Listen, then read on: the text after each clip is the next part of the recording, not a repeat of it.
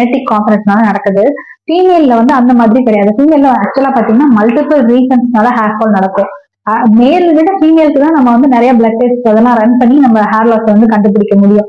So first வந்து பாத்தீங்கன்னா nutritional related, ஒழுங்கான ப்ராப்பரான கேலரி இன்டேக், அவங்களோட நியூட்ரிஷன் இன்டேக் இருக்காது. அதனால மோஸ்ட் ஆஃப் த விமன்ஸ்க்கு வந்து ஹேர் லாஸ் ஆகுங்க. நம்பர் 1. நம்பர் 2 பாத்தீங்கன்னா அவங்க அன்லைக் மேல்ஸ் அவங்க போஸ்ட் பார்ட்டம் டியோஜன் எஃப்ளூவியம்னு சொல்லுவோம். அது வந்து குழந்தை பிறந்த உடனே ஹேர் ஃபால் ஆகும். இல்ல அவங்களுக்கு மிஸ்கேரேஜ் ஆச்சுன்னா அப்பயும் ஒரு பாடிக்கு ஒரு ஸ்ட்ரெஸ் வந்துட்டு போறதுனால அது ரிலேட்டடாகவும் ஒரு 2-3 மந்த்ஸ்க்கு வந்து ரொம்ப அதிகமா ஹேர் ஃபால் ஆகுற மாதிரி இருக்கும். ஸோ தேர்ட் திங் வந்து எதனால ஆகும்னு பாத்தீங்கன்னா தைராய்டு. நிறைய ஃபீமேல்ஸ் வந்து 30+, 40+ இருக்கிறவங்களுக்கு அவங்களுக்கே தெரியாது ஆக்சுவலா தைராய்டு இருக்கும். அந்த பிளட் டெஸ்ட்ல தெரியறதுக்கு முன்னாடியே ஹேர் தின்னிங் வந்து நல்லாவே இருக்கும். ஸோ அதை வச்சு அவங்க வந்து நிறைய பேருக்கு தைராய்டு எடுத்து பார்க்கும்போது இருந்திருக்கு அப்படின்னு கண்டுபிடிச்சிருக்கோம். ஸோ அதனாலேயும் வந்து ஹேர் ஃபால் ஆகும்.